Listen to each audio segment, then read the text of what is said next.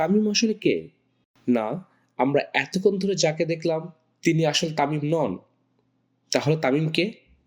তামিমকে জানতে হলে জানতে হবে ২০০৭ সালে ডাউন দ্য উইকেটে এসে জহির খানকে ৬ মারা, কিংবা লর্ডসে অনার্স বোর্ডে ওটা প্রথম বাংলাদেশি, কিংবা প্রতিপক্ষের বিপক্ষে এক হাতে রুখে দাঁড়ানো।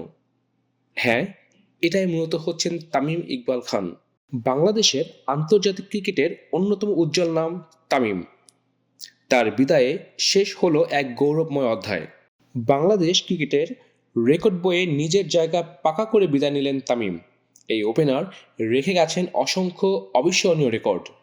ওয়ানডেতে বাংলাদেশের হয়ে সর্বাধিক ৮,৩৫৭ রান সংগ্রহ করেছেন তিনি।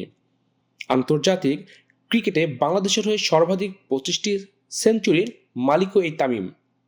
ওয়ানডেতে বাংলাদেশের হয়ে সর্বোচ্চ ১৪টি সেঞ্চুরি, কিংবা আন্তর্জাতিক টি-টোয়েন্টিতে বাংলাদেশের একমাত্র সেঞ্চুরিয়ান। এক ভেন্যুতে সর্বাধিক রান করেছেন তিনি। মিরপুর শেরেবাংলা স্টেডিয়ামে ৮৭টি ওয়ানডে খেলে সংগ্রহ করেছেন ২,৮৫৩ রান।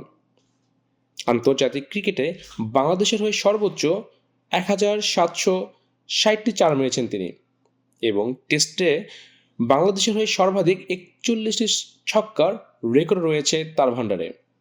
আন্তর্জাতিক ক্রিকেটে বাংলাদেশের হয়ে সর্বোচ্চ ৩৬ বার ০ রানেও আউট হয়েছেন এই ওপেনার।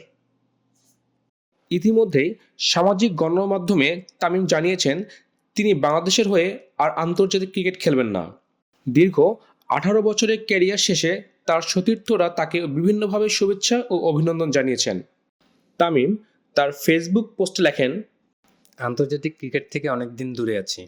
এই দূরত্ব আর মিটবে না। আমার আন্তর্জাতিক ক্যারিয়ার এখানেই শেষ। অনেক ভেবেই এই সিদ্ধান্ত নিয়েছি। সামনে চ্যাম্পিয়ন্স ট্রফির মতো বড় টুর্নামেন্ট আসছে। আমি চাই না আমার বিষয় নিয়ে কোনো আলোচনায় দলের মনোযোগ ব্যাহত হোক। এই কারণে আগেই বিসিবির কেন্দ্রীয় চুক্তি থেকে নিজেকে সরিয়ে নিয়েছি।